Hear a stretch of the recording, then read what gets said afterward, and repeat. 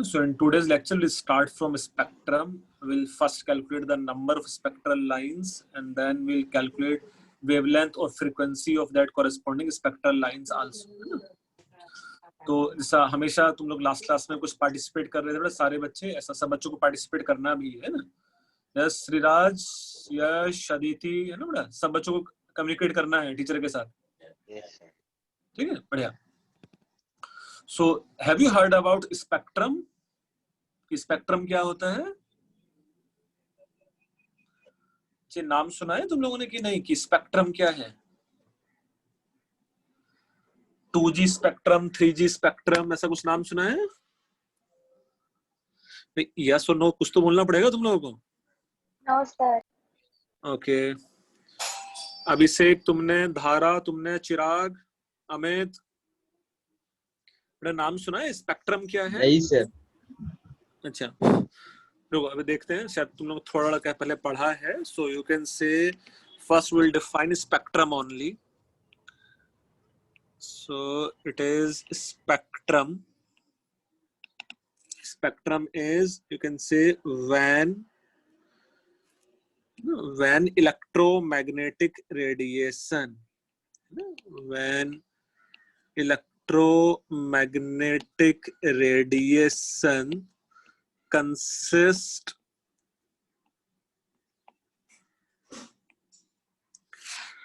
different type of frequency. So when electromagnetic radiation consists different type of frequencies is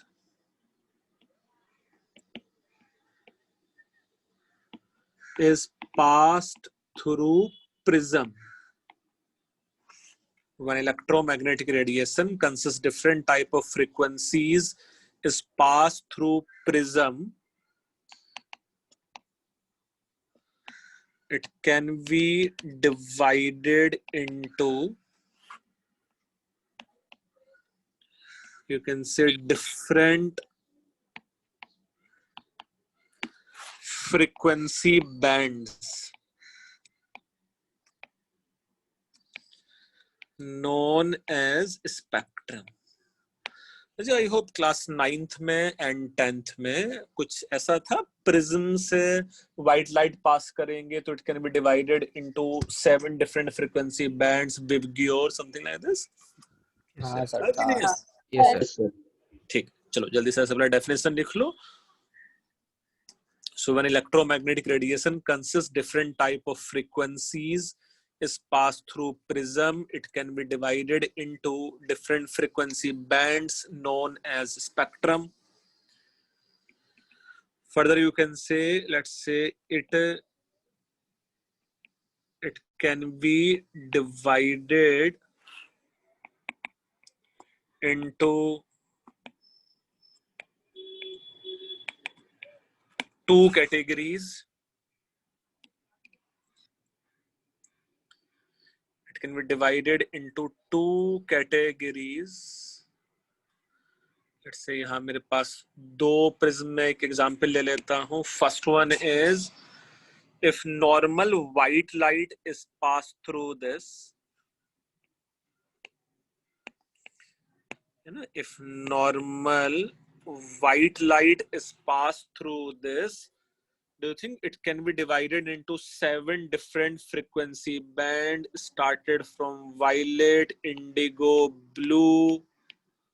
मेरे पास blue ही colour है तो तीनों के लिए ब्लू ही बनाऊंगा। So it is violet, indigo, blue, and then it is, let's say, green. This may be yellow, and it is orange and red. Yes, बेटा, सीखा है तुम लोगों ने? Yes. Yes or no? Yes sir. Yes sir. Yes. So it is, let's say, Vibgyor. So you can say जो white light है, when it is passed through prism, it can be divided into, let's say, 7 different frequency band. So it is the example of, इसका A part में लिख सकता हूँ, continuous spectrum.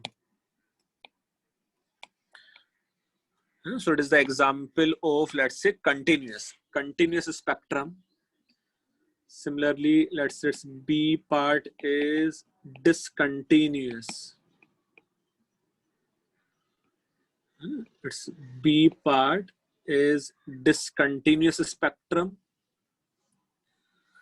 The meaning of discontinuous spectrum is, suppose this is the same prism here and same white light, but before this white light is passed through prism, let's say it is passed through certain substance. और suppose ये जो substance है इसका property है कि it can absorb, है ना, it can absorb suppose green light. ये जो substance है suppose it can absorb green light. तो जहां मुझे वायलेट दिखना था वहां वायलेट दिखेगा, जहां मुझे ब्लू दिखना था वहां इंडिगो दिखना था, वहां सब दिखेगा. शायद ग्रीन लाइट अगर पहले ही एब्जॉर्ब हो गया है तो ग्रीन लाइट के corresponding frequency will be missing here. It will be yellow light, this will be orange and then effectively it will be red. So do think अगर ग्रीन लाइट पहले ही एब्जॉर्ब हो गया है तो वो मिसिंग होने वाला है वहां से in the spectrum. So it is, let's say, wave दिखेगा and then your, let's say, है ना. So green will be missing from the spectrum. So एक, let's say, continuous spectrum हो सकता है, एक ये discontinuous spectrum हो सकता था. So if white light is passed through certain substance first, which can absorb, let's say, green light, and further if it is passed through prism, सबकी सब frequencies मुझे नहीं दिखेंगी क्योंकि green light पहले ही absorb हो गया है. This make this spectrum as discontinuous spectrum. You can see यहाँ एक continuity है इतना और यहाँ एक continuity है और बीच में missing है, let's say, है ना. So it is a discontinuous spectrum. ये बच्चे ये लिटरल मीनिंग समझ में आ रहा है? कंटिन्यूस स्पेक्ट्रम क्या है एंड डिसकंटिन्यूस स्पेक्ट्रम क्या है?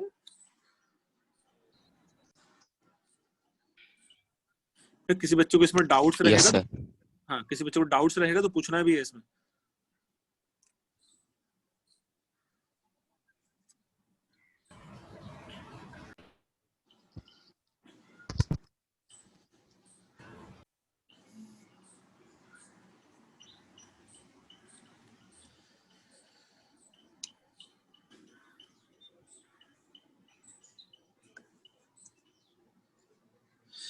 यस सिद्धार्थ, जिस बच्चे का माइक्रोफोन काम नहीं कर रहा है वो चैट के थ्रू भी जवाब दे सकता है, चैट के थ्रू भी पार्टिसिपेट कर सकता है ना.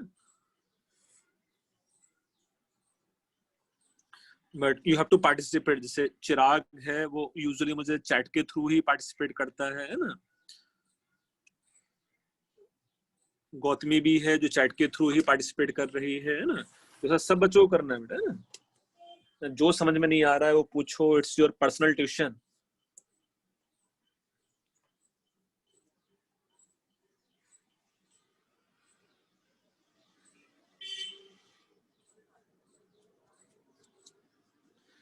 ऐसे बच्चे लिख के हुआ इतना?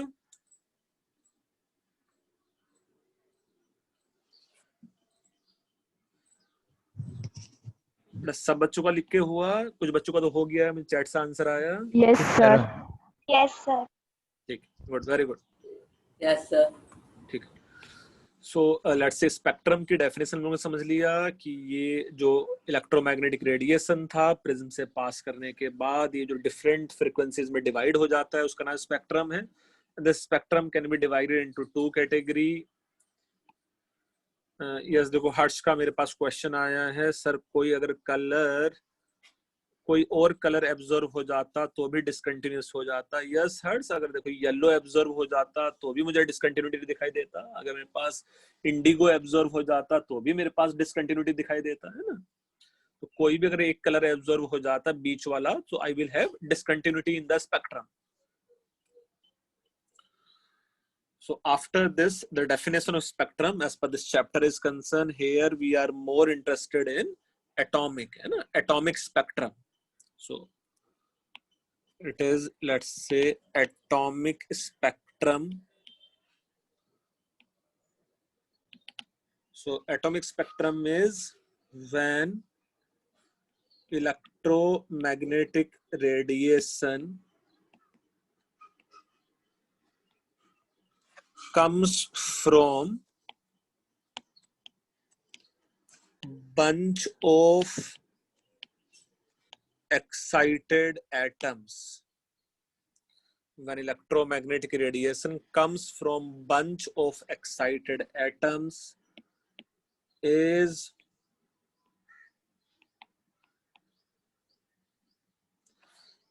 passed through prism, it can be divided into different frequency bands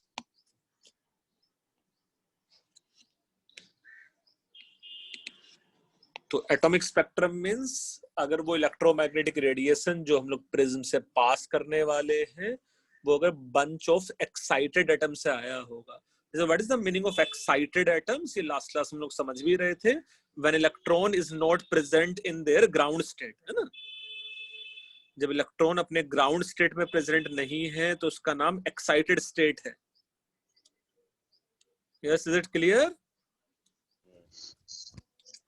Yes, sir. Ground state में तो ऑब्वियसली मिनिमम एनर्जी है. एक्साइटेड स्टेट में क्या हो जाता है, electron jump from higher orbit to lower orbit, so it will lose energy, है ना. तो यश मिश्रा का मेरे पास आया है.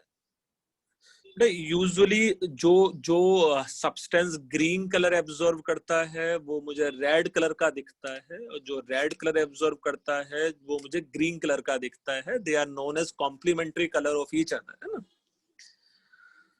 अच्छा, कैन यू सजेस्ट मी, हम लोग को ये कैसे पता चला होगा सन में हाइड्रोजन एंड हीलियम गैस है? यस, कोई भी अच्छा बच्चा बताओ यार, ये कैसे पता चला होगा हम लोगों को कि सन में हाइड्रोजन एंड हीलियम गैस हो सकता है? अच्छा, ये तुम लोग को पता है कि नहीं पता है कि सन में हाइड्रोजन एंड हीलियम है? यस सुनो भाई, देखो कुछ लोगों को पार्टिसिपेट करना पड़ेगा तुम लोगों को. आकाश, अभिषेक, अमित, तो ये पता है कि sun consist hydrogen and helium? No sir. No sir. अच्छा, यस, सिद्धार्थ, सोहम, शरद. अच्छा, सो मतलब point is, let's say sun में consist hydrogen and helium gas. उससे हम लोग को पता ये चलता है कि जो सन से रेडिएशंस आता है ना, जो सन से रेडिएशंस आता है, it is something very similar to that of atomic spectrum of hydrogen and helium gas. So you can say further, no two elements have exactly same atomic spectrum. No two elements have exactly same atomic spectrum. So you can say it may be treated as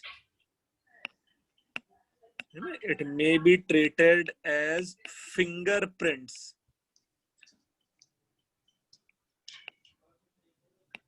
Fingerprints of element. So no two element have exactly same atomic spectrum. It may be treated as fingerprints of element. ये statement समझ में आ रहा है तुम लोगों को कि कोई भी दो एलिमेंट का जो एटॉमिक स्पेक्ट्रम है वो एग्जैक्टली एक जैसा नहीं होता है.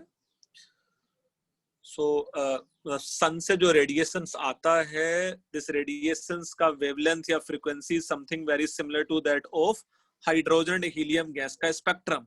And that's why we are saying कि भाई हाइड्रोजन एंड हीलियम गैस का जो स्पेक्ट्रम है it is something very similar to that of sun से जो रेडिएशन आता है हम लोगों के पास, है ना।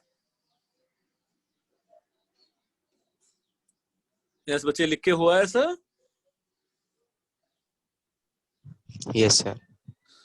ओके, नाउ हम लोग थोड़ा प्रिसाइजली और समझ लेते हैं how this radiations comes from bunch of excited atom and how many spectral lines या how many different spectrums can be there. So suppose this may be any closed tube. Suppose this may be any of the closed tube containing, let's say, hydrogen gas. This may be any closed tube containing, suppose, let's say, hydrogen gas. Do you think initially the electron may be present in ground state, minimum energy state? But if you supply heat to these atoms, जैसे हम लोग यहाँ heat supply करना start करते हैं, do you think electron can jump to higher orbit also depending on the energy you have supplied? Electron आगे जा सकता था कि नहीं ग्राउंड स्टेट से ऊपर? Yes, sir. Okay. Now suppose if you imagine this may be the nucleus which is positively charged. This may be n equal to 1. This may be n equal to 2. This may be, let's say, n equal to 3. And suppose initially electron may present in ground state, but due to the energy you have supplied, suppose it get excited to third orbit. I'm repeating again. Depending on the energy you have supplied, electron get jump from ground state to, let's say, third orbit. Or simply you can say it is second excited state, है ना? So do you think if electron get jump up to third orbit, it always have tendency to return to its minimum energy ground state? वो वापस से अपने ground state पे आने की कोशिश करेगा electron? Yes or no? Yes. Something very similar ना, किसी अगर मैं स्टोन को ऊपर फेंक दूं तो वापस वो ग्राउंड स्टेट पे आने की कोशिश करता है कि नहीं? Yes. Yes. So here you can say the ways in which electron can return up to ground state is, do you think either electron can jump directly from 3 to ground state, or another way may be electron can jump up to 2 first and 2 to 1. The electron can't be present between the orbits, but third से सीधे 2 पे आ सकता है and 2 से सीधे 1 पे आ सकता है. Possible? Now suppose during let's say 3 to 1 ka jump, it emit nu1 type of frequency. So can we say h nu1 is nothing but E3 minus E1? Third orbit minus first orbit का अगर मैं difference ले लेता हूं तो वो मेरे पास photon का एनर्जी आ जाएगा, उस कंसर्न फोटोन का एनर्जी. सिमिलरली सपोज अगर यहाँ nu2 फोटोन एमिट हुआ है, यहाँ nu3 टाइप का फोटोन एमिट हुआ है, सो यू कैन से h nu3 is nothing but E3 minus E2, sorry h nu2 is nothing but, let's say, E3 minus E2, and h nu3 is nothing but, let's say, E2 minus E1.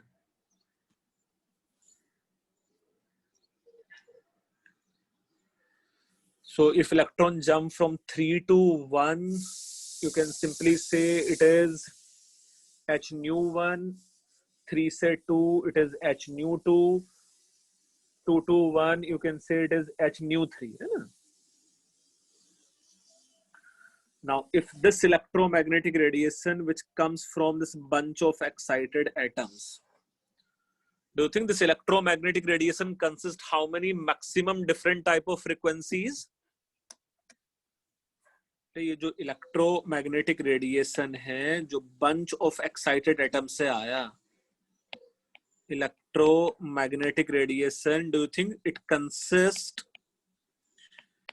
nu1, nu2 and nu3 type of frequencies? यही होगा ना, उस bulk of sample में electron third orbit से first orbit पे वापस आएगा, तो ये जो फोटोन एमिट करेगा, ये जो इलेक्ट्रोमैग्नेटिक रेडिएशंस होगा, it should consist nu1, nu2 and nu3 type of frequencies. And once it is passed through prism, it should divided into how many different frequency bands? 7. बेटा ये इलेक्ट्रोमैग्नेटिक रेडिएशन जिसमें सिर्फ 3 ही frequencies हैं. Do you think जिसमें सिर्फ 3 ही frequency है, it should be divided into only 3 different type of frequency bands? Let's say nu1, it may be nu3, it may be nu2. So total you can say we have only 3 spectral lines. We are getting only 3 spectral lines, and this set of spectral line is also known as, let's say, atomic spectrum. So you can say in its atomic spectrum you will have only 3 spectral lines. उस diagram को जल्दी से note down करो. कुछ doubts है, कुछ discuss करना है तो पूछो मेरे से. But I'm repeating again, if electron gets jump from ground state up to third orbit, electron always have tendency to return to their ground state. So 3 से 1 पे आ सकता था, 3 से 2 and 2 से 1. So 3 different type of frequencies will be there in the electromagnetic radiation. So when this electromagnetic radiation, yes, हर्ष हम लोग देख लेंगे बेटा, इन तीनों में से मे बी कुछ अल्ट्रावायलेट रीजन में है, मे बी कुछ इंफ्रारेड रीजन में है, और मे बी कुछ विजिबल रीजन में है, तो जिनका कलर्स भी होगा, है ना. वही सब सीखना है बेटा आज के लेक्चर में हम लोगों को.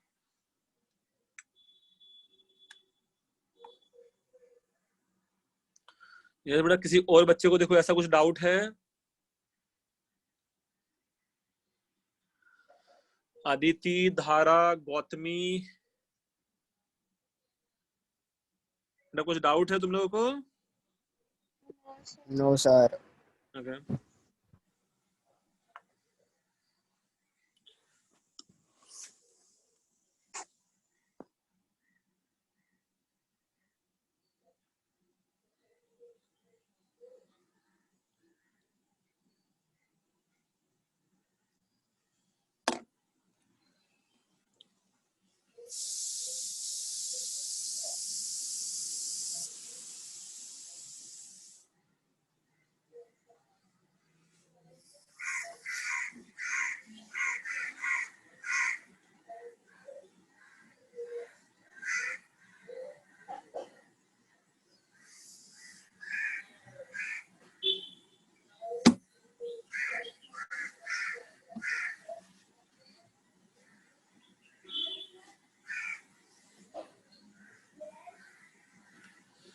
हाँ, ये लिख के हुआ है.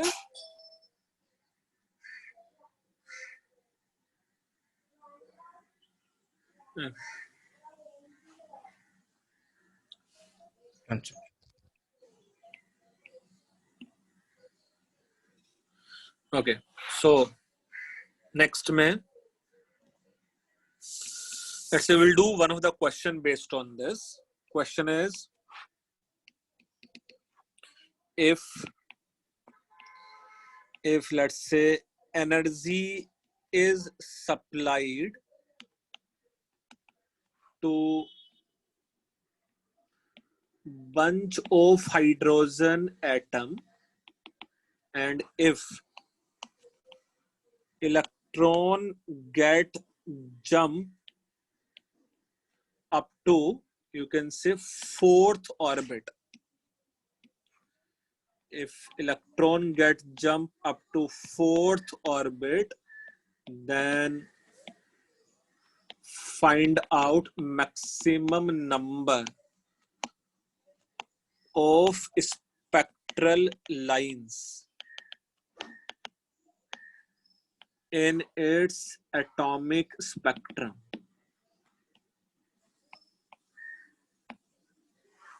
So if energy is supplied to bunch of hydrogen atom, if electron get jump up to 4th orbit, you have to find out maximum number of spectral lines in its atomic spectrum.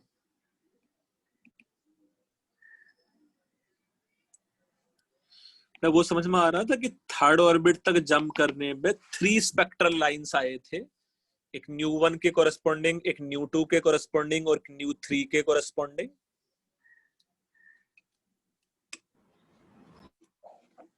यहाँ भी तुम लोग को ये बताना है कि भाई लेट्स से सपोज अगर 4th ऑर्बिट तक इलेक्ट्रॉन जंप कर गया था, so how many spectral lines can be there?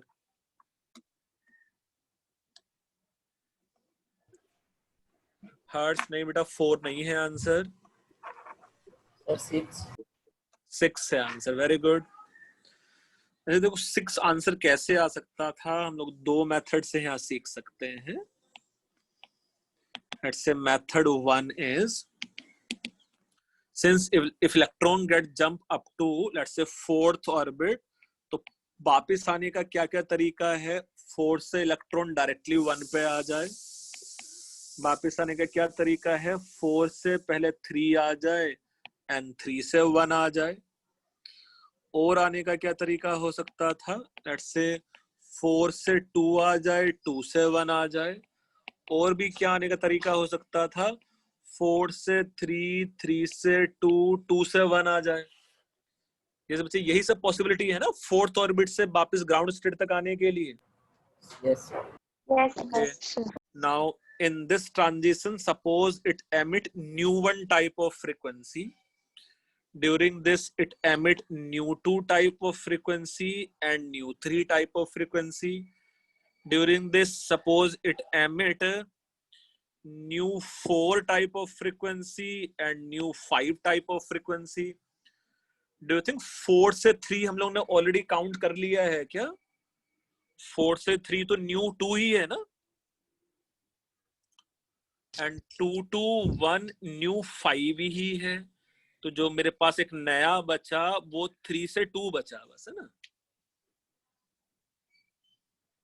ये समझ में आ रहा है कि मेरे पास 4th ऑर्बिट से लेट्स से 1st ऑर्बिट तक आने के लिए ऐसे 4 पॉसिबिलिटीज हैं। इन 4 पॉसिबिलिटीज में when electron jump from higher orbit to lower orbit, it will lose energy in terms of photon. So I have to just find out maximum how many different type of photons can be possible.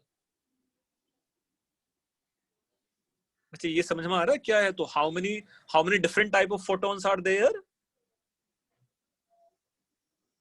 बेटा how many different type of photons are there in total?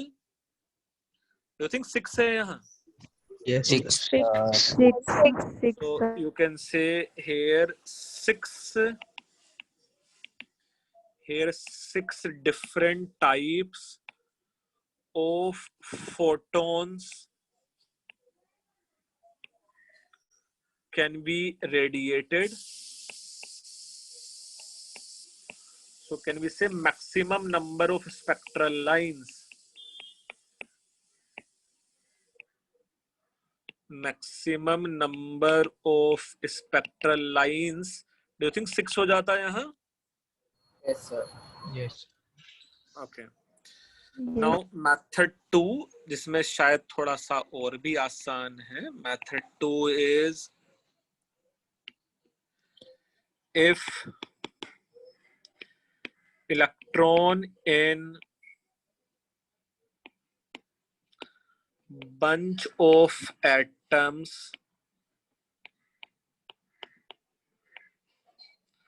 get excited up to, you can say in general, nth orbit. If electron in bunch of atom get excited up to nth orbit, then maximum number of spectral lines in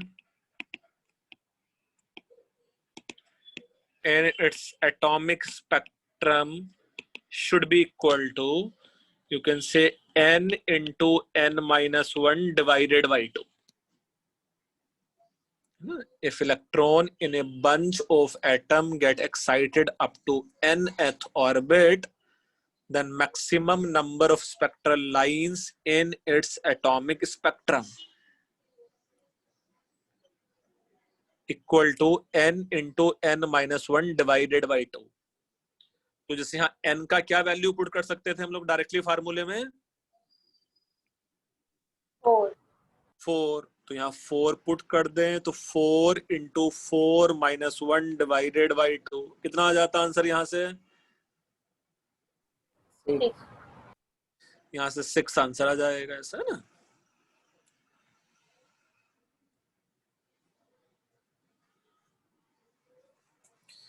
थोड़ा सा formula लगा के भी answer कर सकते हो तुम लोग क्वेश्चन।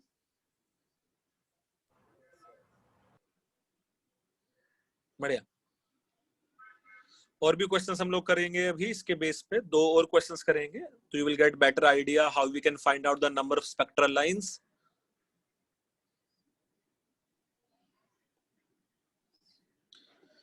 ये बच्चे दोनों मेथड क्लियर है? Yes, Yes, sir. Okay. Yes, sir. So next question is, if electron, next question,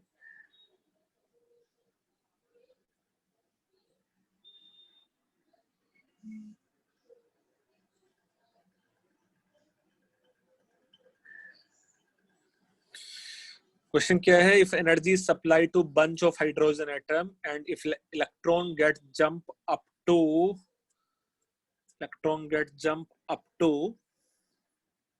ऐसा कुछ ऐसा लगता है, electron get jump up to orbit in which angular momentum of electron is, let's say, you can say 3 times of hy pi. Then find out maximum number of spectral lines in its atomic spectrum. तो तुम लोग किसी भी method से कर सकते हो। I will prefer method 2 here, but you have to find out the value of n here. Yes, can you suggest me यहाँ value of n कितना है? पहले फार्मूला अप्लाई तो कब करोगे ना, जब n का वैल्यू पता होगा। यस, n का वैल्यू कितना है बेटा इसमें? नंबर ऑफ ऑर्बिट,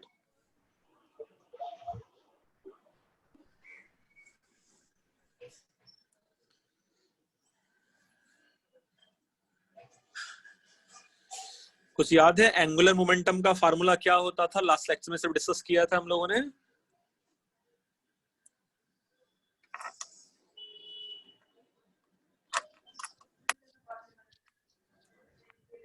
यस बेटा, एंगुलर मोमेंटम कितना होता था हमें? यस आकाश, यस देखो आकाश ने सही बोला है, और देखो अच्छा बच्चा भी वो पढ़ रहा है शायद, है ना? बाकी बच्चे नहीं पढ़ रहे हैं। So if you see angular momentum of electron,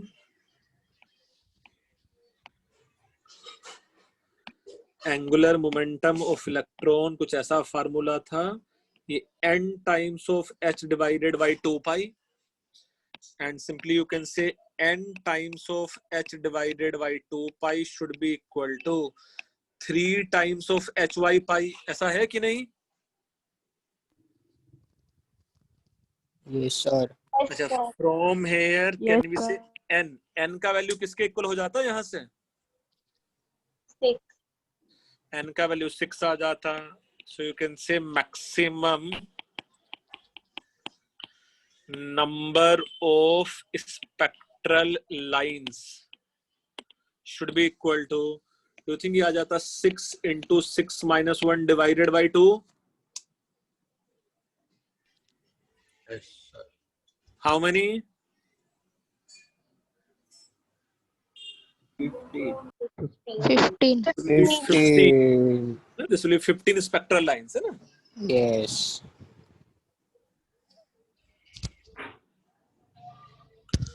अच्छा, ये क्वेश्चन समझ में आ रहा है तुम लोगों को कि नहीं? Yes, sir. Yes, sir. बढ़िया, Yes, sir. लिख के हो गया है ये सम? Yes, sir. Yes. चलो, बढ़िया। Sir, wait. ठीक, जल्दी से लिख लो, जैसे ही हो जाए मुझे बताओ, हम लोग नेक्स्ट क्वेश्चन करेंगे फिर।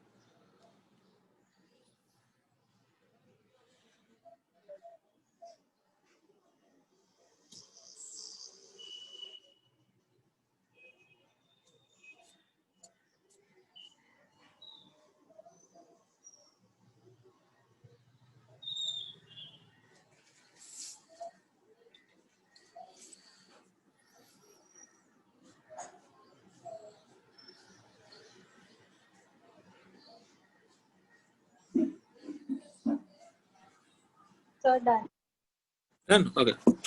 तुम लोगों को पता है, आज तुम लोग के जो 2 साल सीनियर हैं उन बच्चों का सीटी का एग्जाम है, पता है कि नहीं? जो सीटी का एग्जाम लेट से मई के फर्स्ट वीक में हो जाता था, वो अब हो रहा है ना? सर हमारा एग्जाम कब होएगा? जब तक तुम्हारा सब कोविड ये सब सिचुएशन सब चला जाएगा यार, तुम्हारा एग्जाम होने में बहुत टाइम है अभी, है ना?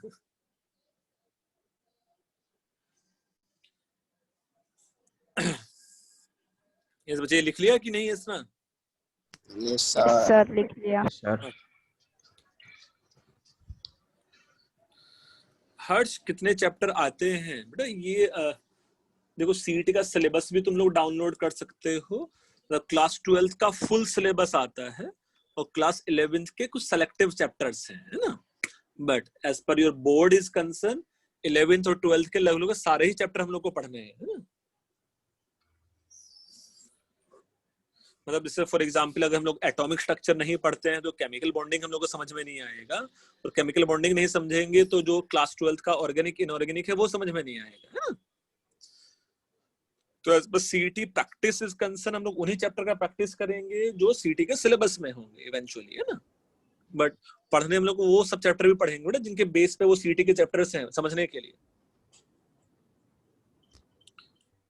So next one, next question, if in a bunch of hydrogen atoms, electron is allowed to have transitions between 9th and 3rd orbit only. If in a bunch of hydrogen atoms, electron is allowed to have transition between 9th and 3rd orbit only, find out maximum number of spectral lines in its atomic spectrum.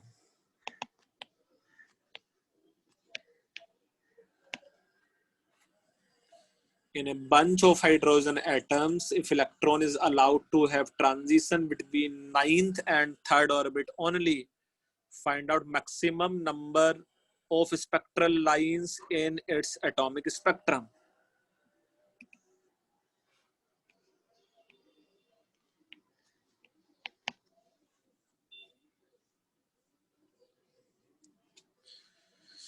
तुम लोग formula use कर सकते हो, कुछ भी कर सकते हो भाई। तो इसको मैं 2 मेथड से तुम लोग को करके दिखा सकता हूं।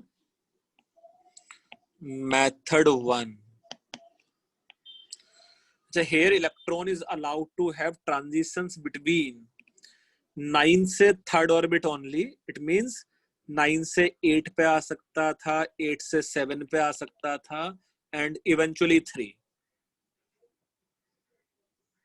So 9 से 3 में आने में जितने नंबर ऑफ ट्रांजिशंस होते, 9 से 3 में आने में जितने नंबर ऑफ ट्रांजिशंस होते, do you think same number of transitions 7 से 6, 6 से 5 अप टू 1 होते? लेट्स से हमने यहां से भी 2 सब्ट्रैक्ट कर दिया है और यहां से भी 2 को सब्ट्रैक्ट कर दिया है। आई एम रिपीटिंग अगेन, जितने number of electronic transitions 9th से 3rd ऑर्बिट तक आने में लगते, do you think same number of electronic transition 7 से 1 में आने में लगेगा? Yes, sir. Yes, sir. Yes, sir. अच्छा, अब 7 से 1 का फार्मूला तो तुम लोगों को आता है ना?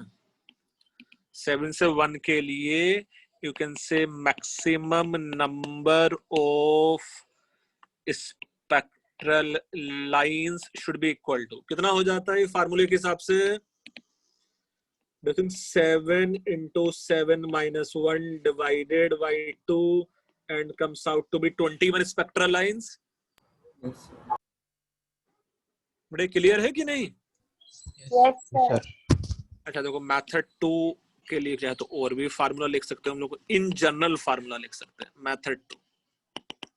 सो यू कैन से in general if electron is allowed to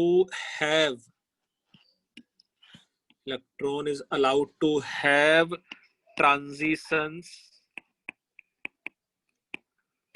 between, you can say, let's say n2 and n1 orbit only.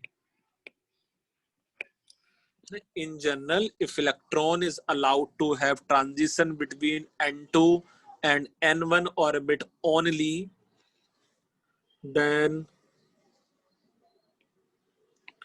maximum number of spectral lines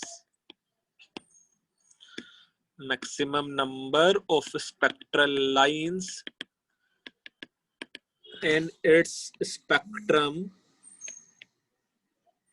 should be equal to, it is, let's say, n2 minus n1 plus 1. It is n2 minus n1 divided by 2. Divided by 2. ऐसे ये हम लोग general formula apply कर सकते थे. जैसे अगर मैं यहां अप्लाई करूं तो डू यू थिंक n2 का वैल्यू कितना हो जाएगा बेटा इसमें? 9. n1 का वैल्यू हो जाता 3, so plus 1, and it is 9 minus 3 and whole divided by 2, so it comes out to be 21 spectral lines.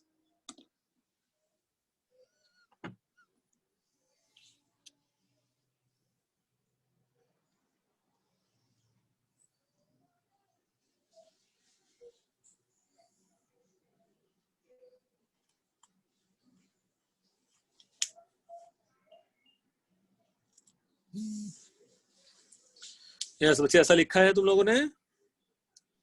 Yes, sir. Yes, sir. बढ़िया. तो ये number of spectral lines calculate कर लोगे कि नहीं कर लोगे तुम लोग?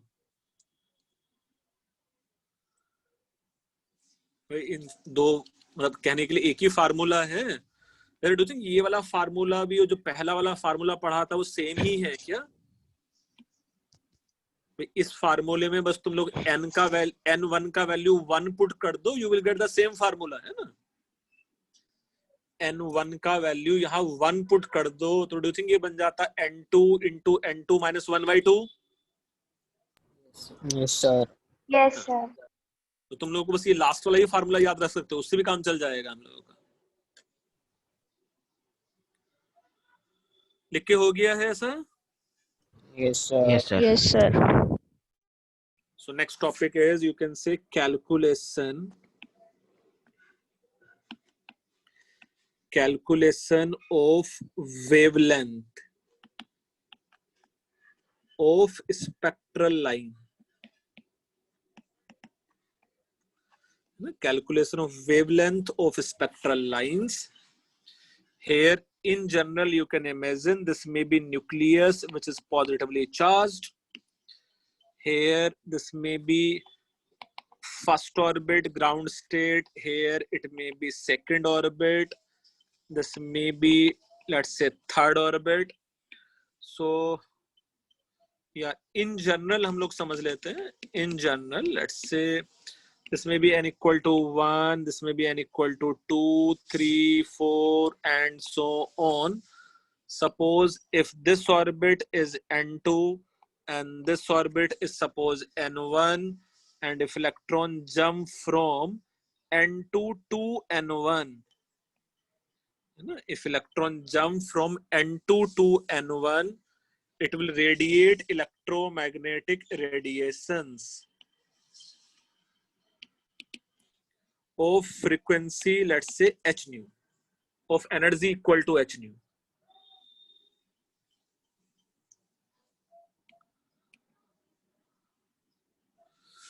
So from here can we say h nu, ये जो energy है, it should be equal to E n2 minus E n1, में जो हायर ऑर्बिट का एनर्जी है माइनस लोअर ऑर्बिट का जो एनर्जी है, वही एनर्जी रिलीज होगा ना इन टर्म्स ऑफ फोटोन्स।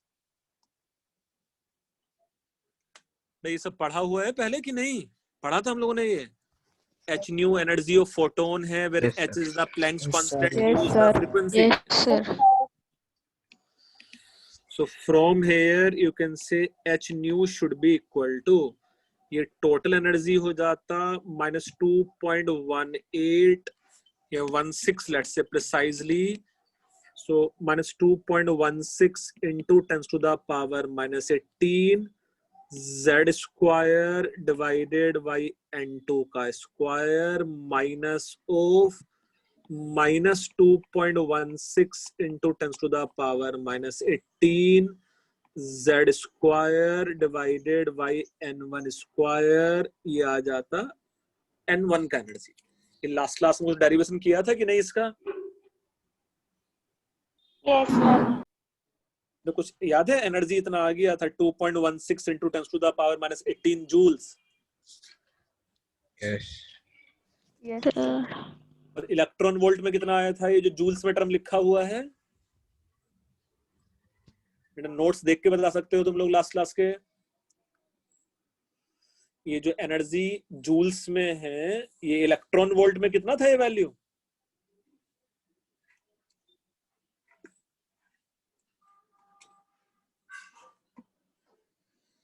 ये जो एनर्जी जूल्स में है वो इलेक्ट्रॉन वोल्ट में कितना था? -13.6 into Very z good. square upon n square electron volt. वो इलेक्ट्रॉन वोल्ट में था, ये जो जूल्स में। Very good. अच्छा, from here you can say it is h cy lambda, लिख ले हम लोग न्यू को, फ्रीक्वेंसी को, है ना। और यहां से हम लोग ये टर्म कॉमन ले लेते हैं, 2.16 into 10 to the power -18 z square as a common. तो यहां मेरे पास बच जाता n2 स्क्वायर विद नेगेटिव, और वो नेगेटिव नेगेटिव बन जाता लेट्स से पॉजिटिव। यस बच्चे, इतना क्लियर है? Yes, sir. उसमें से हम लोगों ने बोला टर्म Yes, कॉमन ले sir. लिया, let's yes. Further can we say 1 upon lambda should be equal to, it is 2.16 into 10 to the power -18, cross multiply करेंगे तो ये h and c यहाँ डिनोमिनेटर में आ जाएगा, into z square, and effectively it may be written as 1 upon n1 square minus 1 upon n2 square. अच्छा, do you think ये वाला जो टर्म है ये भी एक कांस्टेंट वैल्यू होगा क्या? h प्लैंक्स कांस्टेंट है, c स्पीड ऑफ लाइट है, तो do you think it will be something constant only? Yes, sir. अच्छा, Yes, from sir. here you can say 1 upon lambda, and instead of this whole term मैं यहाँ लिख लेता हूँ RH है ये, so RH times of z square, and it is 1 upon n1 square minus 1 upon n2 square.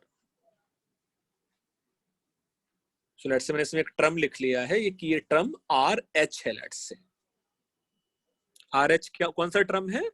2.16 into 10 to the power -18 divided by h divided by c, where overall this term RH multiplied by z square, this term is known as Rydberg's constant,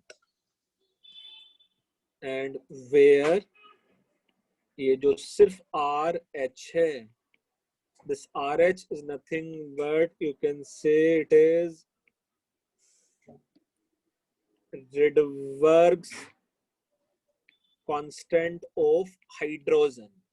Do you think जब Z का value 1 हो जाता तो Rydberg constant का value सिर्फ RH है? जब Z का वैल्यू 2 है तो Rydberg कांस्टेंट का वैल्यू 4 टाइम्स ऑफ RH हो जाता। जब Z का वैल्यू 3 है तो Rydberg कांस्टेंट का वैल्यू 9 टाइम्स ऑफ RH हो जाता। यस, क्लियर है कि नहीं? Yes, sir. Yes, sir. Okay.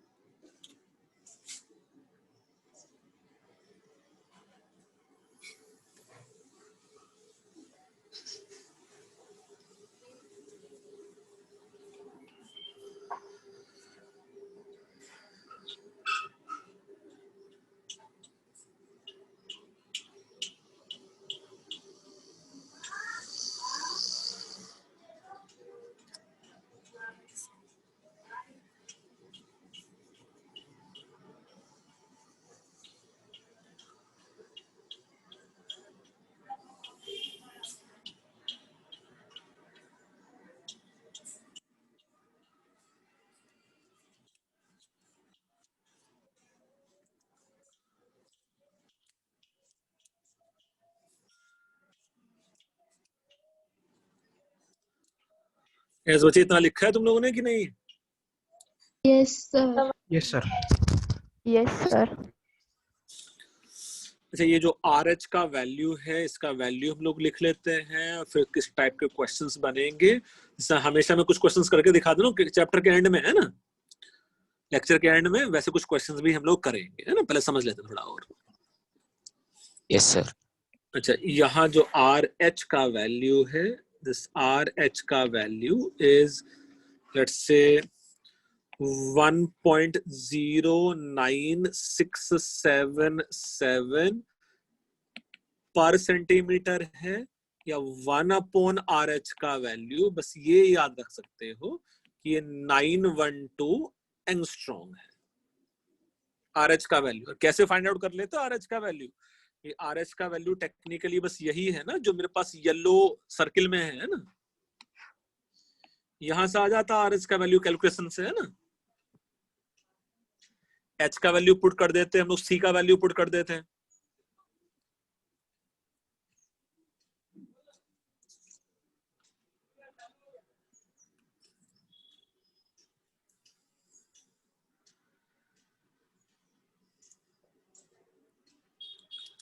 इस बच्चे, इतना लिख के हो गया तुम लोगों का कि नहीं? Yes, sir. Yes, sir. Suppose अगर मुझे एक क्वेश्चन करना होता, कैसे यूज कर पाएंगे, मैं एक क्वेश्चन करके दिखाता हूं। सो क्वेश्चन इज, लेट्स से फाइंड आउट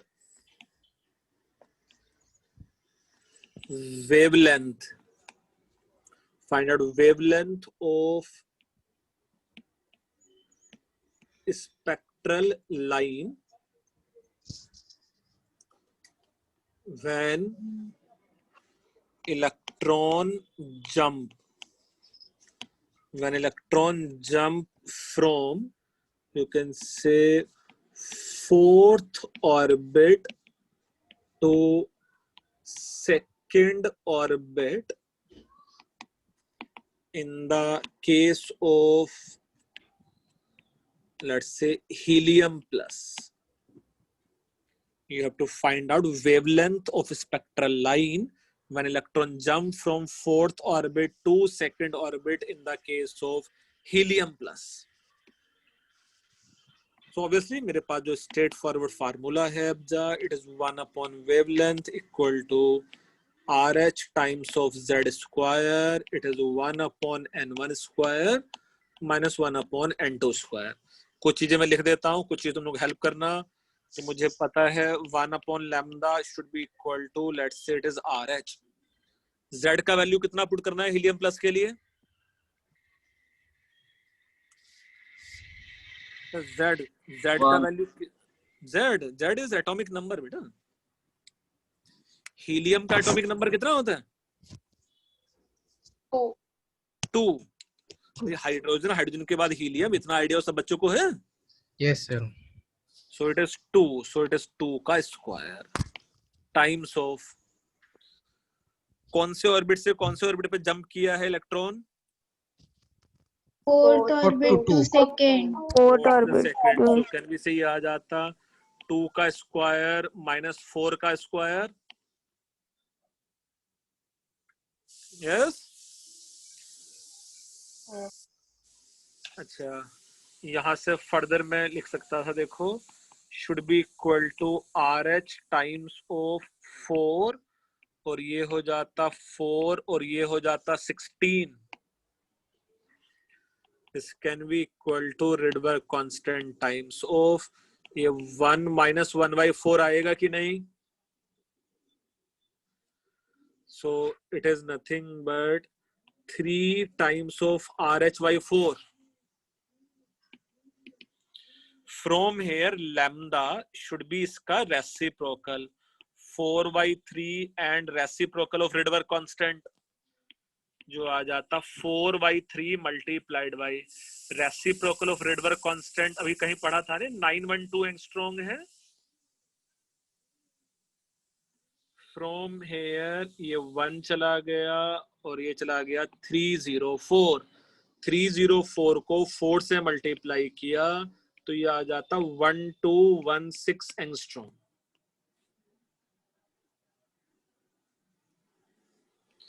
अच्छा, क्वेश्चन देखो और उसका सॉल्यूशन देखो, ऐसा बहुत मुश्किल सा नहीं है शायद। Directly you have to apply the formula.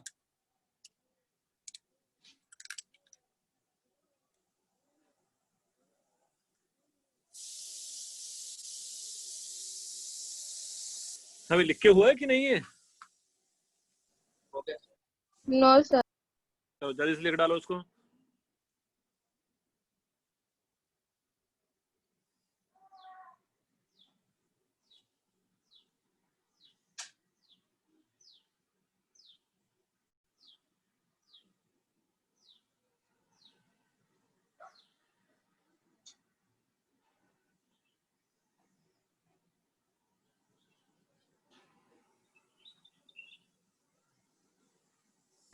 Done, sir. Done. सब बच्चों का लिख के हो गया कि नहीं? Yes, sir, done. Yes, sir. yes, sir, और done. बेटा ये समझ में भी आ रहा है? इसमें कुछ डाउट था इस क्वेश्चन में तुम लोगों को? No, sir. No, sir. बढ़िया। So next is you can say hydrogen spectrum.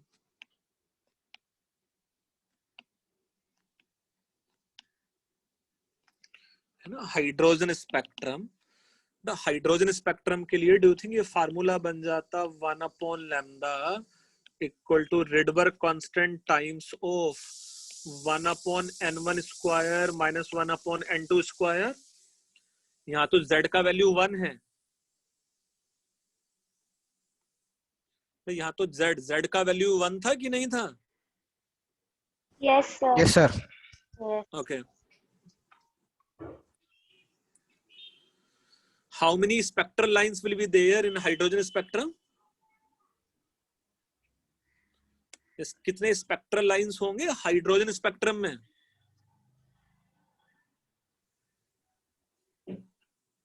मेरा आवाज आ रहा है तुम लोगों को? Yes, sir. हाँ, तो कितने कितने स्पेक्ट्रल लाइंस होंगे बेटा इसमें? Hydrogen spectrum consist how many spectral lines? Do you think electron can jump to any of the possible orbit? electron can jump to any of the possible orbit, so many spectral lines can be there depending on the electron कौन से orbit तक jump कर गया था, नहीं? Yes. जैसे अभी हम लोग किया ना कि n पे डिपेंड करता था, n into n minus 1/2. So here you can say different, बहुत सारे spectral lines होंगे, so you can say different spectral lines of hydrogen spectrum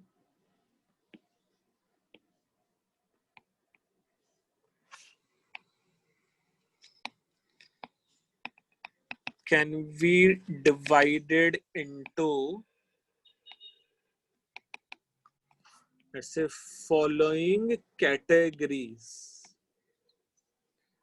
Different spectral lines of hydrogen spectrum can be divided into following categories. या following series हम लोग लिख सकते हैं, है ना?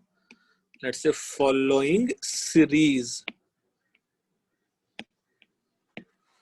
Let's say जिसमें first one, it is known as, let's say, Lyman series. है ना? जिसमें से first one, let's say it is known as Lyman series. The meaning of Lyman series is, here electron n1 इस फार्मूले में जो मेरे पास n1 है, it is, let's say, 1, and n2 can be 2, 3, 4 and so on up to infinity. Means from any higher orbit, if electron get jump up to first, it is the part of Lyman series.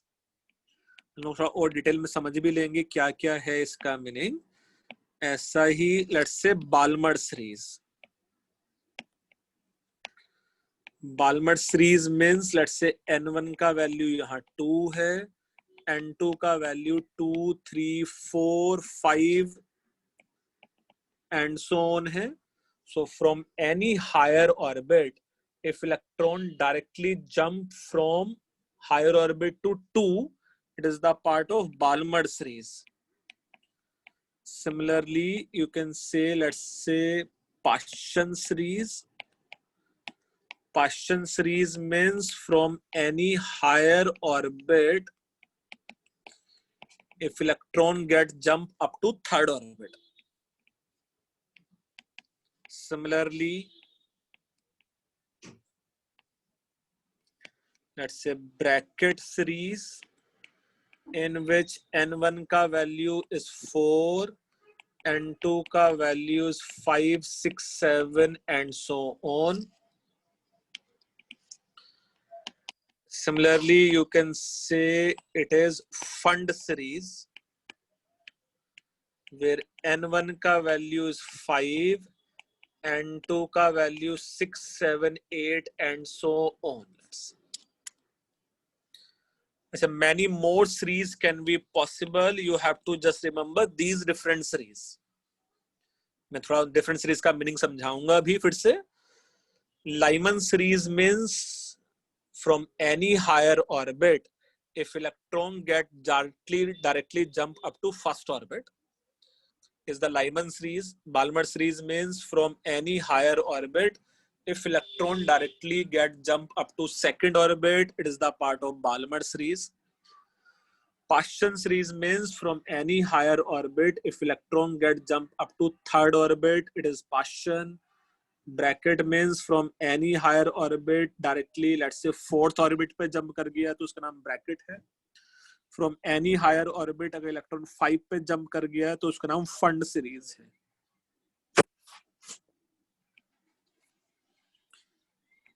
I hope इससे ऊपर वाला portion तुम लोगों ने लिख लिया था. ये बच्चे लिखा था उससे? Yes, sir. Yes, sir. ठीक है. मैं सिर्फ एक आइडिया समझाने के लिए, suppose if electron have transition, for example, if electron have transition 5 से 3 and 3 से 1, यहाँ nu1 frequency emit किया है, यहाँ nu2 frequency emit किया है. तो new one can you suggest me कौन सी सीरीज का पार्ट होगा? न्यू वन कौन सी सीरीज का पार्ट होगा बेटा? ये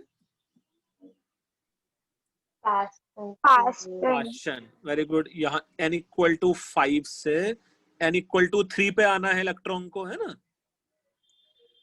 तो ये जो सीरीज है, let's say it is the part of, I can simply से पाशन सीरीज। इसमें एक और स्पेक्ट्रल लाइन है 3 से 1। 3 से 1 कौन सी सीरीज का पार्ट होगा?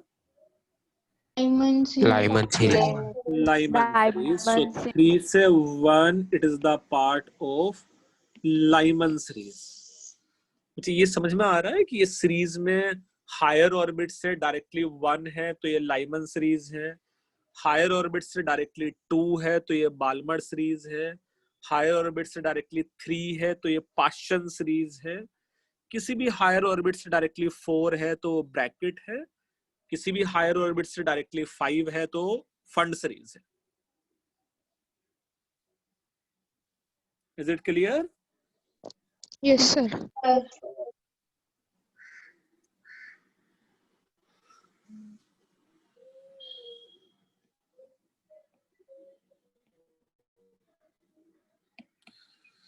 अच्छा, पूरा का पूरा Lyman series of hydrogen lies in ultraviolet region, Balmer series lies in ultraviolet as well as visible. ये इंफ्रारेड में है, ये इंफ्रारेड में है और ये इंफ्रारेड में है। सो कंप्लीट लाइमन सीरीज, जितने भी स्पेक्ट्रल लाइंस हैं, जितने भी फ्रीक्वेंसीज हैं, they all lies in ultraviolet region. ऐसा ही बाल्मर सीरीज के लिए it is lies in ultraviolet as well as visible. Paschen series lies in infrared, bracket lies in infrared, fund lies in infrared.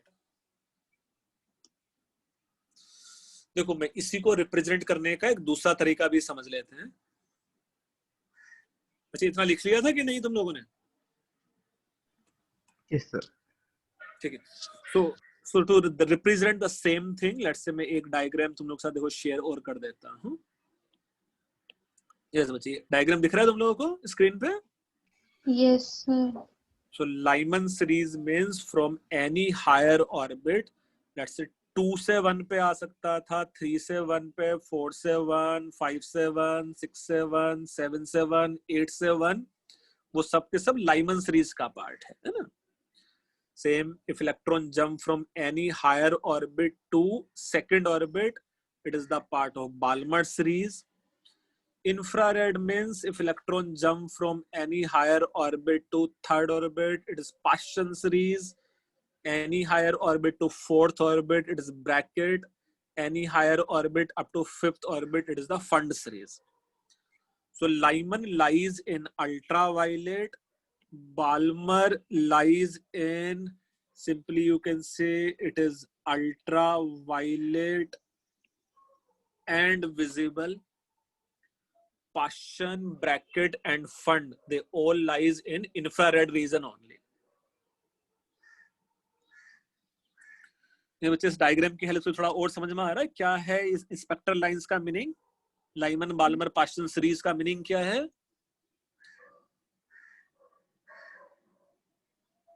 Okay, हम लोग कुछ questions में कर करके दिखाता हूं तुम लोगों को कि इसके बेस पे किस टाइप के क्वेश्चंस बनेंगे। कुछ क्वेश्चंस मैं करके दिखाऊंगा और ढेर सारे क्वेश्चन तुम लोग भी करोगे इसके बेस पे।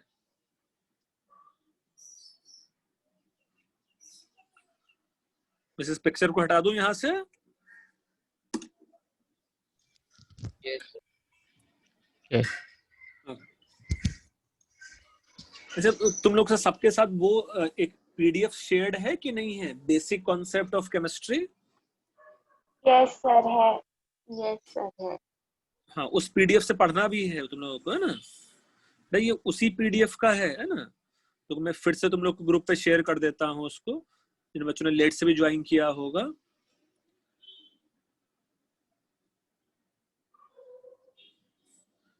ये उसी पीडीएफ का ऐसा कलर्ड पिक्चर है, अच्छा सा, है ना?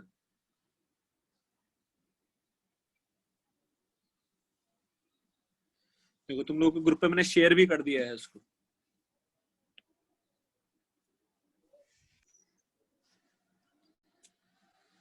Yes, should we move now?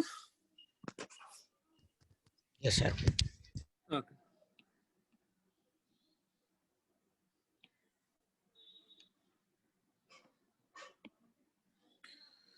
So first question is, जो मैं तुम लोग करके दिखा सकता हूँ, find out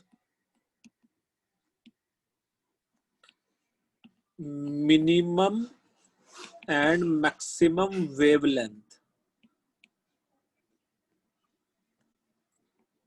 for Lyman series of hydrogen. Find out minimum and maximum wavelength for Lyman series of hydrogen.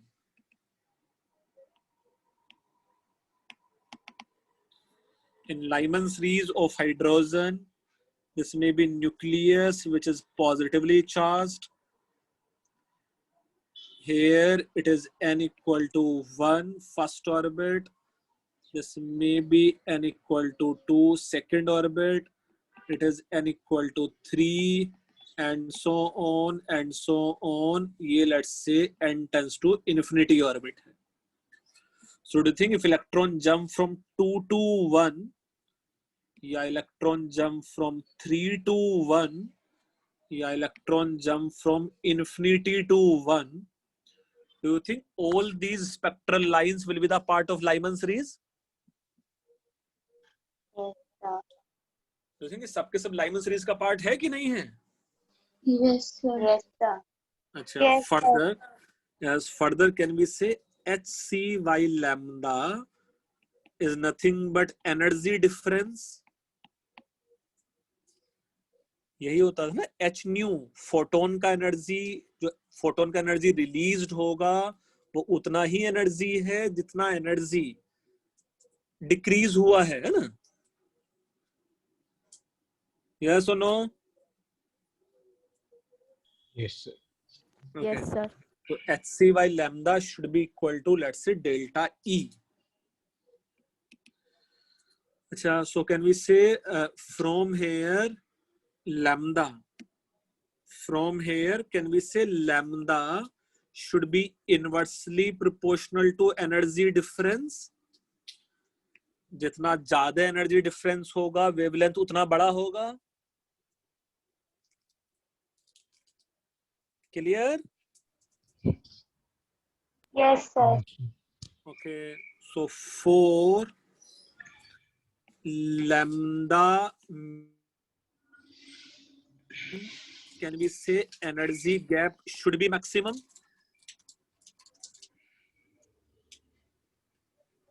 And for lambda maximum, do you think this energy gap should be minimum?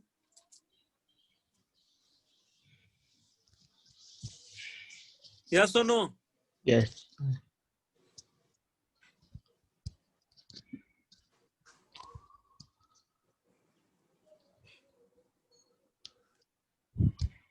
अच्छा, अब मुझे suppose इसका ए part question का find out करना था, minimum wavelength. So for lambda minimum, देखिए energy gap, यहाँ जो एनर्जी गैप है वो क्या रहना चाहिए, मिनिमम के maximum? Maximum. Maximum. Maximum energy gap के लिए कौन सा इलेक्ट्रॉनिक ट्रांजिशन है यहाँ? मैक्सिमम एनर्जी गैप के लिए कौन सा इलेक्ट्रॉनिक ट्रांजिशन होगा यहाँ? Do you think infinity to 1? Yes. उसी में मैक्सिमम एनर्जी गैप है ना? Yes, sir. Okay, so from here 1 upon lambda minimum should be equal to Rydberg constant, ये हो जाता 1 upon 1 square minus 1 upon infinity square. होगा कि नहीं? Yes. अच्छा, should be equal to, ये आ जाता RH times of 1 minus 0. Yes or no? अच्छा, should be equal to let's say RH Rydberg constant, है ना? क्लियर है? Yes. अच्छा, from here can we say lambda minimum is nothing but reciprocal of Rydberg constant, and it comes out to be 912 angstrom. Similarly, let's say it's B part. For lambda maximum, do you think for lambda maximum energy gap should be minimum? Yes. अच्छा, अगर energy gap minimum है तो electron should jump from 2 to 1. ये है ना minimum energy gap Lyman series के लिए. Yes, sir. अच्छा, from hair can we say 1 upon lambda maximum should be equal to 1 upon 1 square. एक RH वाला टर्म तो आएगा ही पहले, so it is RH times of 1 upon 1 square minus 1 upon 2 square, 2 to 1, which comes out to be 3/4 times of RH, and thus lambda maximum will be its reciprocal 4/3 times of 1/RH. It is 4/3 multiplied by 912 and comes out to be 1216 angstrom.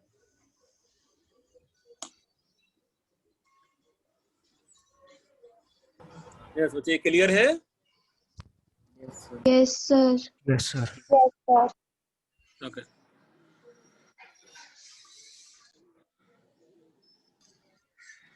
चलिए, question और उसका solution लिखो. कुछ doubts रहेगा तो discuss करना है.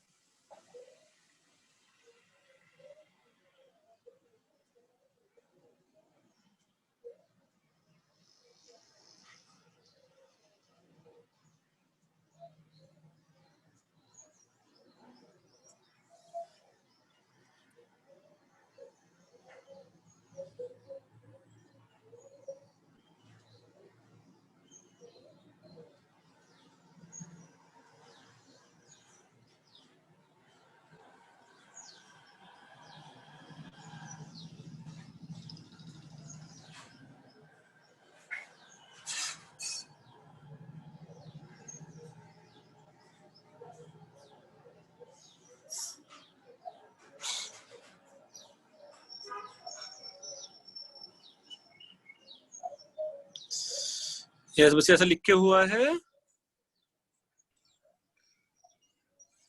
Yes, sir. Done. Yes, sir. इसमें बेटा कुछ डाउट है क्वेश्चन में और उसके सॉल्यूशन में तुम लोगों को?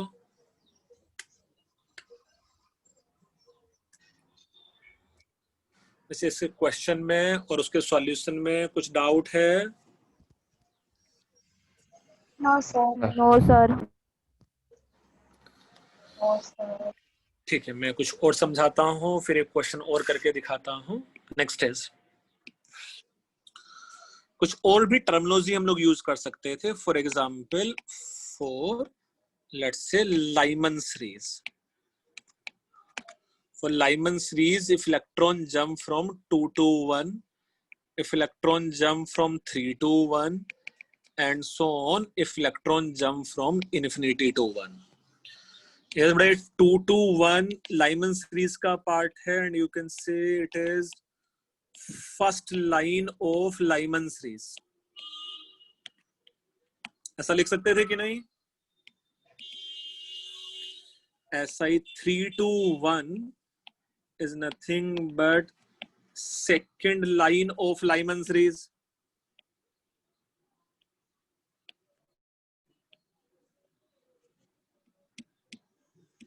इसका नाम हो जाता है let's second line of Lyman series.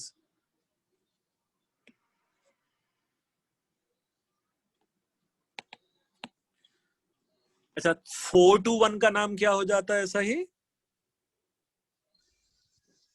Third. Third line of Lyman. Third line of Lyman series. 5 to 1 will be fourth line of Lyman series. ऐसा ही infinity to 1 क्या हो जाता है यहाँ? Maximum. N minus 1 line. Infinity minus 1. Yes, so you can say it is last line of Lyman series, है ना? Last line of Lyman series, or it is also known as series limit. Last line of Lyman series or series limit.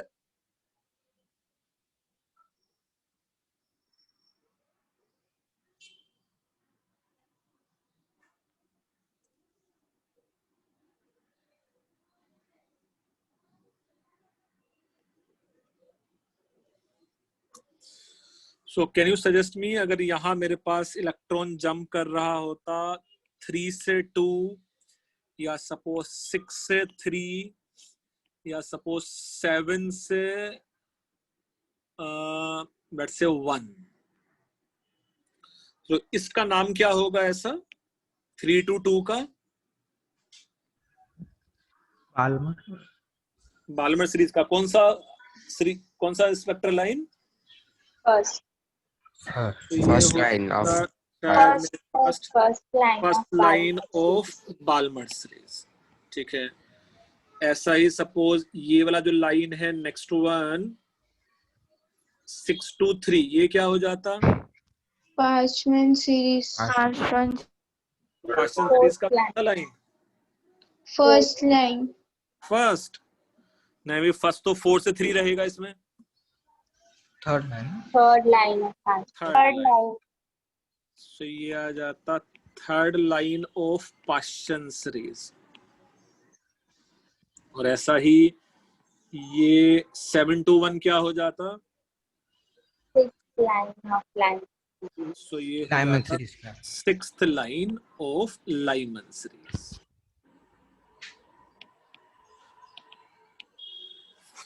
Yes, I hope ये terminology समझने में उतना मुश्किल नहीं है. और ऐसा ये इन्फिनिटी टू 4 क्या हो जाता है बेटा? Infinity to 4. Bracket. Infinity to 4 will be Last Series- line is yes bracket last series. Line या series limit of Paschen series, है ना? यस और नो? Yes. Series आएगा. बढ़िया. इतना लिख के हो गया ये सब? Yes, sir. ओके. नेक्स्ट में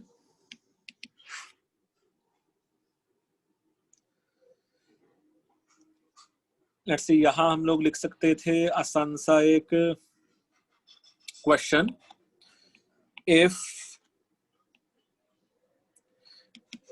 if wavelength of second line of Lyman series of hydrogen atom is x, then find out wavelength. Then find out wavelength of, you can say it is second line of, you can say Paschen series. Paschen series of lithium 2+. Now you have to find out your answer in terms of x. फिर ऐसे questions ना हम लोग last class में भी कर रहे थे. whenever you have to find out your answer in terms of another term, it is always more convenient to take the ratios. Yes, था कि नहीं ऐसा? मीन्स जो इंफॉर्मेशन गिवन है पहला वाला उसके लिए लिखते हैं. So 1 upon lambda of hydrogen, do you think it should be nothing but Rydberg constant into 1 का स्क्वायर मल्टीप्लाइड बाई, अच्छा, second line of Lyman series का मीनिंग क्या होता है बेटा? Second line of Lyman series का क्या मीनिंग है? 3 तो की ये आ जाता 1/1 स्क्वायर माइनस 1/3 स्क्वायर।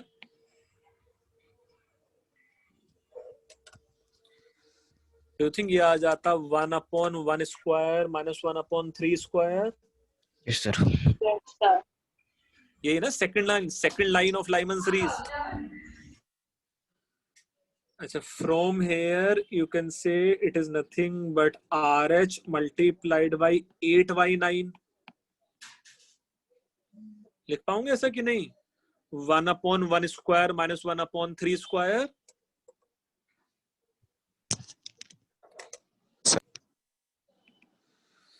सिमिलरली ये आ जाता 1/λ of let's say lithium 2+।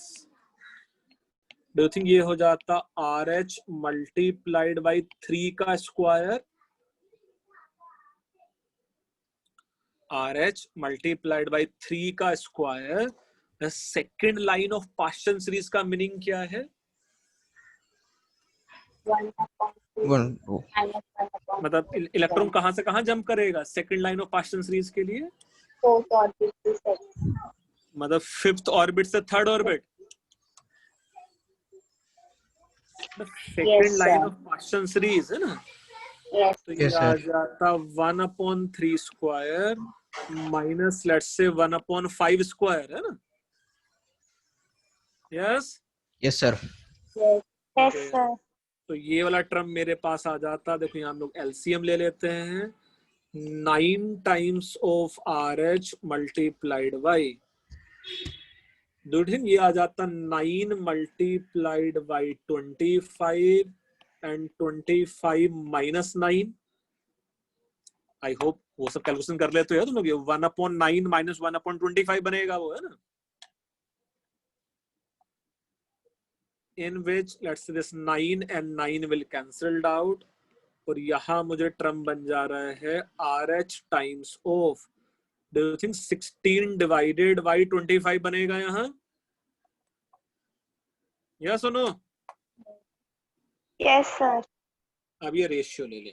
1/λH divided by 1/λ of lithium 2+ should be equal to, ये आ जाता 8/9 टाइम्स ऑफ RH एंड ये आ जाता 16 divided by 25 times of RH।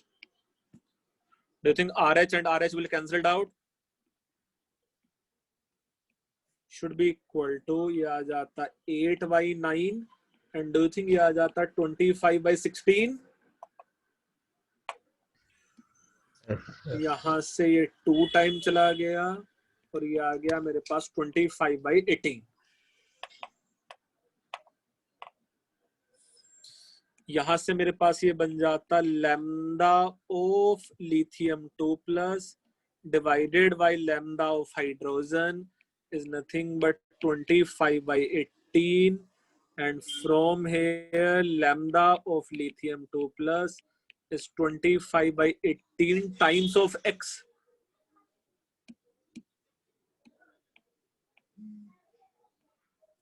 ऐसा कुछ आंसर आ जाता है।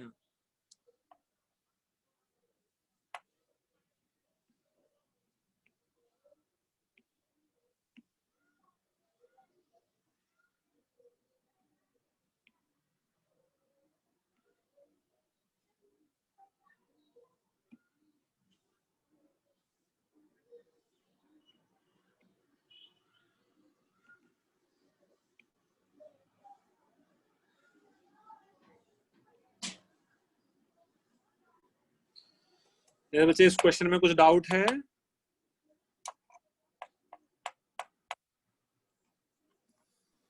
No, sir. Okay.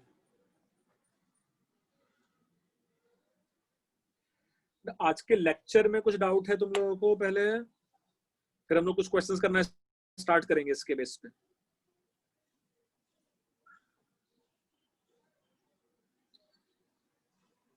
ये बच्चे आज के लेक्चर में कुछ डाउट है तुम्हें?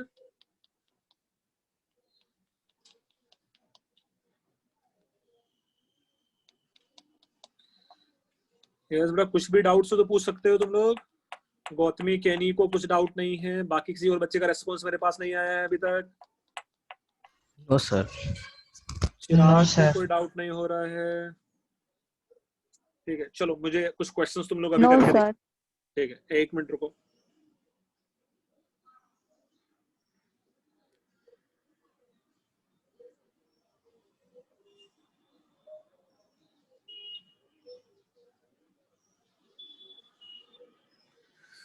तो देखो, कुछ क्वेश्चंस मैं तुम लोग की स्क्रीन पे शेयर करूंगा, वो क्वेश्चंस हम लोग करेंगे। एक एक दो दो मैं करके दिखाऊंगा और मैक्सिमम क्वेश्चन तुम ही लोग करोगे। Yes, so this is the questions here. मेरा क्वेश्चंस पढ़ पा रहे हो तुम लोग आसानी से? 37, 38, 39। Yes sir. Yes. Yes, sir. Okay, चलो मैं तुम लोगों को इन दोनों में Yes, से sir. कोई इन तीनों में से कोई मैं एक क्वेश्चन मैं करके दिखाऊंगा, कोई भी तीनों में से एक, बाकी दो तुम लोग करोगे। कौन सा करना है तुम्हारे लिए? मुझे आउट ऑफ 37, 38 एंड 39 कोई मैं एक करके दिखाऊंगा और दो तुम लोग करोगे। हाँ, कौन सा कर दूं तुम लोगों के लिए मैं क्वेश्चन?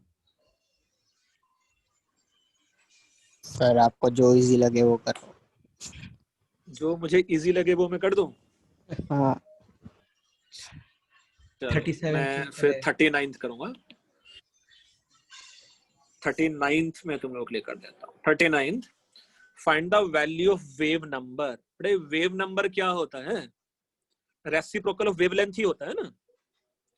मींस मुझे वेव नंबर फाइंड आउट करना है which is reciprocal of wavelength. ये आ जाता RH टाइम्स ऑफ 2 का स्क्वायर, मुझे हीलियम प्लस के लिए फाइंड आउट करना है, and times of 1/n1 square minus 1/n2 square. यही है ना फार्मूला सीधा सीधा वेव नंबर का? यस। Yes, sir. अब ये बोलना है when the transition of electron take place between two labels whose sum is 4 and difference is 2, means n2 plus n1 का जो वैल्यू है वो 4 दिया है एंड n2 माइनस n1 का जो वैल्यू है वो 2 दिया हुआ है। यहां से n2 और n1 का वैल्यू सॉल्व कर सकते हो कि नहीं? Yes, sir. भाई n2 प्लस n1 का वैल्यू 4 है एंड n2 माइनस n1 का वैल्यू 2 है। तो जल्दी से मुझे बताओ यार, यहाँ n2 का वैल्यू कितना आ जाएगा? दोनों इक्वेशंस को 6. सीधे सीधे ऐड कर दो तो 2n2 आएगा बेटा। 2n2 इक्वल टू 6 आएगा। फिर अगर दोनों इक्वेशंस को मैं ऐड कर दूं तो डू यू थिंक मेरे पास n2 का, N2, 3. तो डू यू थिंक ये 3 आ जाएगा और n1 का वैल्यू ऐसा 1 आ जाएगा? यस। Yes. तो देखो दोनों इक्वेशंस को सेटिस्फाई भी कर रहा है ना। तो यहाँ ये वैल्यू पुट कर दें हम लोग, तो ये बन जाता RH times of, do you think ये बन जाता 4, 2 का स्क्वायर, यस। यहाँ आ जाता है 1/1 square minus 1/3 square. So do you think ये बन जाता RH टाइम्स ऑफ 8/9 बनेगा कि नहीं ऐसा? Yes, sir. Do Yes, you sir. Think effectively ये बन जाएगा 32/9? यस। ऐसा कोई ऑप्शन आंसर है वहां? Yes sir. Yes, sir. तो जैसे इसका बी ऑप्शन आंसर है। चलो अब ऐसा ही मुझे क्वेश्चन नंबर 37, क्वेश्चन नंबर 38 करके दिखाओ। जो क्वेश्चन नंबर 37 जो रिलेटिवली आसान है, मुझे किसी बच्चे से पूछना चाहिए, बस जिस बच्चे से पूछूंगा बेटा वही बताएगा, और ऐसा कोई टेंशन लेने की जरूरत नहीं है। यस, नुपुर तुम हो बच्चे वहां? नुपुर, पृथ्वी, प्रेरणा, तुम लोग को हाँ ना जरूर बोलना पड़ेगा कि तुम लोग हो कि नहीं वहां। Yes, sir. नुपुर तुम भी हो वहां? पृथ्वी? यस, चलो बेटा मुझे, यस चलो मुझे क्वेश्चन नंबर 37 का आंसर बताओ। क्वेश्चन नंबर 37 क्या है answer? Transition of electron from 2 to 1 in hydrogen spectrum. ये लाइमन सीरीज है ना? लाइमन सीरीज इन चारों में से कहां लाई करने वाला होता है? यस, चलो बेटा मुझे बाकी बच्चे भी सब आंसर बता सकते हो। क्या है उसका आंसर 37 का? UV spectrum. Sir B, UV UV B1, sir B, Yes. ultra. Yes. Sir B. Yes, it should be UV. So it should be UV light, let's say, है ना? अच्छा हम लोगों ने पढ़ा बेटे Lyman series lies in ultraviolet region, है ना? Yes, sir. Yes. अब मेरे लिए क्वेश्चन नंबर 38 कर दो तुम लोग यार. The emission spectrum of helium plus N2 and N1, N2 and N1 का रिलेशन कुछ दिया हुआ है. Find out maximum number of spectral lines. यार देखो इसके लिए तुम लोगों को फार्मूला लिखाया था मैंने, है ना? हाँ तो सर. याद है maximum number of spectral line का फार्मूला था N2 minus N1 plus 1 and it is N2 minus N1 whole divided by 2. Yes or no? Yes, sir. yes, Yes, sir. Yes. चलो ये कैलकुलेट करो और फिर मुझे आंसर बताओ इसका.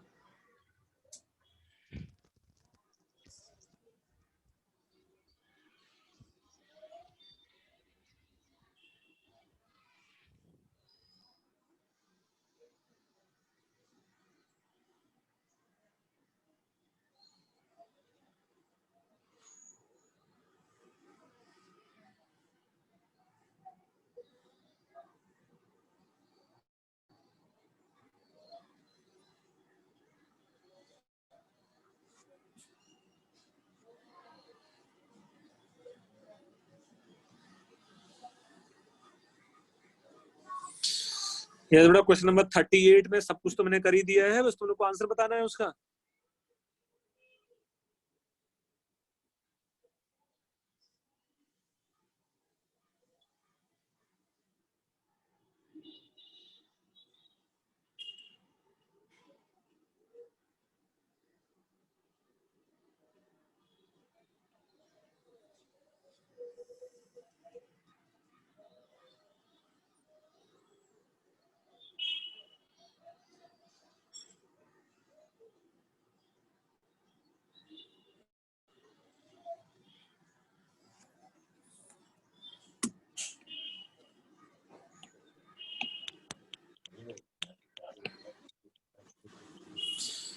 मैं देखो किसी बच्चे का मुझे आंसर नहीं आया अभी क्वेश्चन नंबर 38 का.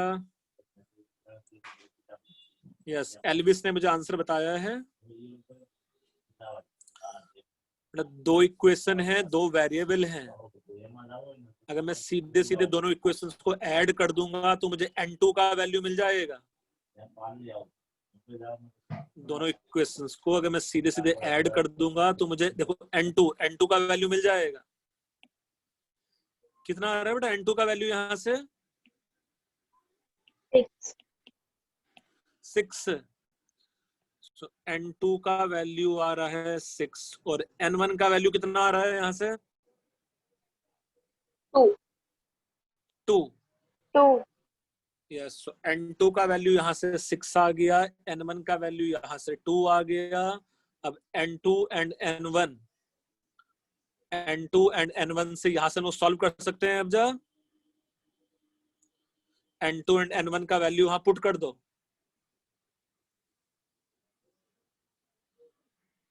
कितना आ जाएगा आंसर इसमें से? N2 minus N1 plus 1 into N2 minus N1 divided by 2. Do you think मेरे पास 10 आ जाएगा आंसर इसका? Yes, sir. Yes sir. Yes, sir. बच्चे ये तीनों क्वेश्चन में किसी बच्चे को कोई डाउट है? Question number 37, 38, 39. No sir. No, Okay. sir. no sir, मैं और 2 क्वेश्चन शेयर करूंगा, फिर और 3 क्वेश्चन शेयर करूंगा one by one. So what is the shortest wavelength of Lyman series in Paschen series of lithium 2 plus? And next is what is the longest wavelength line of Lyman series of helium plus? Yes, ये shortest and longest का कहानी तुम लोग को समझाया है मैंने अभी थोड़ी देर पहले ही, है ना? जैसा क्वेश्चन नंबर 41 में कर देता हूँ, 42 तुम लोग ट्राई करो यार थोड़ा सा. अच्छा, shortest wavelength of Lyman series. Do you think ये फार्मूला मेरे पास ऐसा बनता 1/λ should be equal to, अच्छा लिथियम 2 प्लस है तो डू यू थिंक ये बन जाता RH टाइम्स ऑफ 3 का square times of 1 upon n1 square minus 1 upon n2 square should be equal to 9 times of RH times of shortest wavelength of Paschen series means energy gap should be maximum for Paschen. कौन सा transition होगा ये 41 में? कौन सा transition होगा उठाए? जैसे ये तो पक्का पक्का मुझे इतना तो आता है कि 3 का स्क्वायर होगा पास्चन सीरीज 9r/4। बेटा ये मतलब मैं फिर से बोल रहा हूँ कि ये n2 का वैल्यू क्या लेंगे यहाँ 4। यहाँ मिनिमम वेवलेंथ निकालना है। मिनिमम वेवलेंथ के लिए energy gap should be maximum. Sir infinity infinity से 3 आएगा तो एनर्जी गैप मैक्सिमम होगा। तो यहाँ मुझे पुट करना चाहिए 1 अपॉन इन्फिनिटी का स्क्वायर, जो प्रैक्टिकली बन गया 9 times of RH and it is 1 upon 9 minus 0। 1 upon infinity तो 0 बन जाएगा। हाँ सर। गया मेरे पास RH। तो ये अगर 1 अपॉन लैम्डा का वैल्यू RH है तो लैम्डा का वैल्यू क्या आ जाएगा 1/RH। ऐसा कोई ऑप्शन है उसमें आंसर? नहीं है। सी ना सी ऑप्शन। बेटा R as same as RH। R और RH सेम ही है, Rydberg constant. Let's say yes भाई 40 सेकंड तुम लोग कर दो इसमें। What is longest wavelength line in Lyman series of helium plus ion?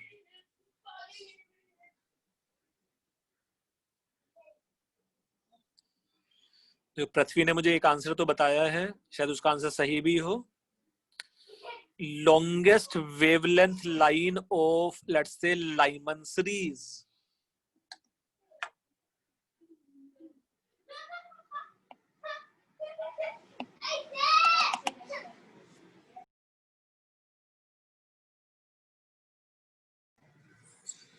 In this case, this may be 1 upon lambda.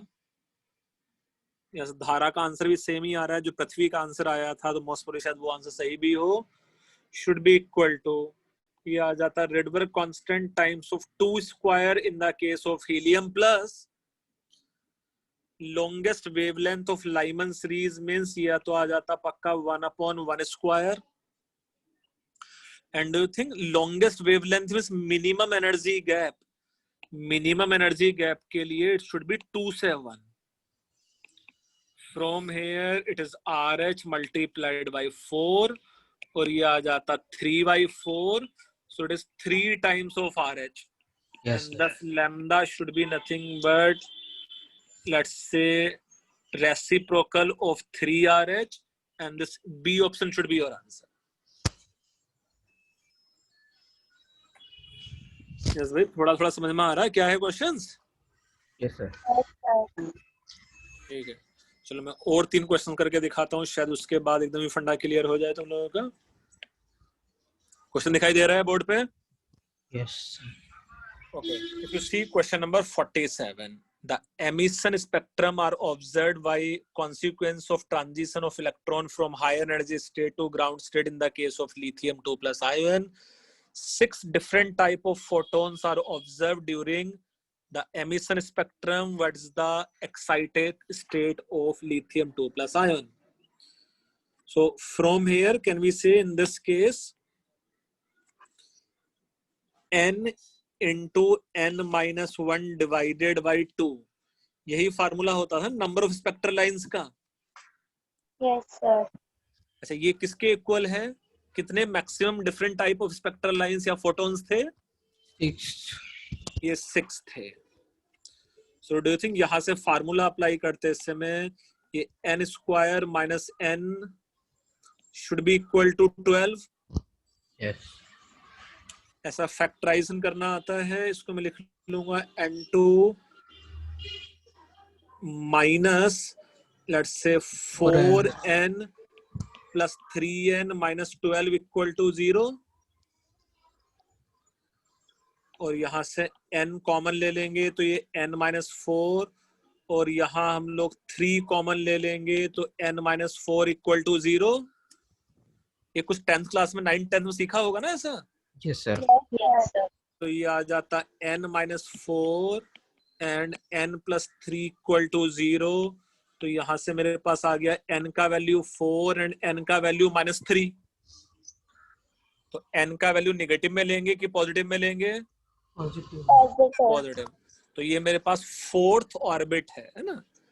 The 4th orbit का excited state कौन सा होता है? God excited. सो ये 3rd एक्साइटेड स्टेट आंसर आ जाता तुम्हारा, है ना। Since you have to find out the excited state कौन सा है। यस बच्चे, क्लियर है क्वेश्चन की नहीं तुम लोगों को? Yes, sir. Yes, sir. Okay देखो क्वेश्चन नंबर 48 पढ़ो। If λ1, λ2 and λ3 is wavelength of photon correspond to first, second line of Lyman series and first line of Balmer series respectively, which of the following statement is correct? अच्छा चलो मैं ऐसा लिख के दिखाता हूँ पहले तुम लोगों को, फिर मुझे बताना इसमें कौन सा क्या है। E3 minus E1 ये जो एनर्जी गैप है, do you think this energy gap should be equal to E3 minus E2 plus E2 minus E1? Yes or no?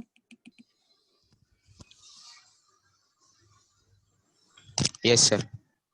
अच्छा इसमें ये बताओ यार, ये E3 minus E1 जो एनर्जी गैप है वो इन तीनों स्पेक्ट्रल लाइंस में से किस स्पेक्ट्रल लाइंस के कॉरेस्पॉन्डिंग होगा? Second line of Lyman series. ऐसा होगा कि नहीं होगा? Yes, sir. Yes, sir. सो मैं इसको ऐसा लिख सकता हूँ क्या कि ये HC/, λ2 है,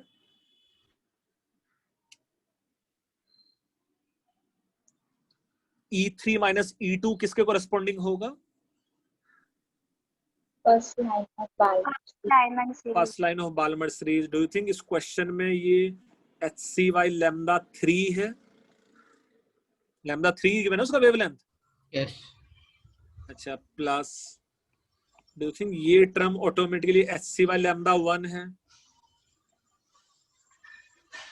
फ्रॉम हेयर 1/λ2 is 1/λ1 प्लस 1/λ3 आ जाता। HC तो कैंसल्ड आउट हो गया है। यस और no? Yes, sir. Yes, sir. So from here 1/λ2 should be equal to, can we say λ1 λ3 हम लोग LCM ले लें तो ये आ जाता λ1 plus λ3, Yes. and from here λ2 will be λ1 λ3 divided by λ1 plus λ3। Yes. कौन सा सम आंसर आ जाता है इसमें? B. B option. यस देखो मुझे किसी बच्चे ने एक आंसर तो बताया है। यस निखिल तुम्हारा आंसर शायद सही है यार। क्वेश्चन नंबर 49 का उसने मुझे आंसर बताया है। ऐसा ही देखो क्वेश्चन नंबर 49 के लिए। In question number 49 shortest wavelength of hydrogen in Lyman series. तो can we say Lyman series के लिए हम लोग फार्मूला अप्लाई कर लें पहले। It should be equal to RH times of shortest wavelength of Lyman series means ये हो जाता 1/1 square minus 1/∞ square, which is nothing but let's say RH. It is equation 1 you have. Longest wavelength of Balmer series. So from here can we say Balmer series के लिए longest of helium plus means ये हो जाता 4 times of RH. Yes. Yes, sir. And longest of let's say Balmer means ये हो जाता 1/2 square minus 1/3 square. Yes or no? Yes, sir. Yes, sir. अच्छा ये कितना आ जाएगा 1/4 तो ये आ जाता, डू यू थिंक 5/9? 5/9 RH, ये इक्वेशन 2 है। अगर मैं इक्वेशन 1 से इक्वेशन 2 को डिवाइड कर दूं तो do think left hand side में मेरे पास बचेगा lambda of helium plus is to lambda of hydrogen and is nothing but 9/5 equation 1 divided by equation 2, और फिर यहां से मेरे पास ए ऑप्शन आंसर आ जाएगा।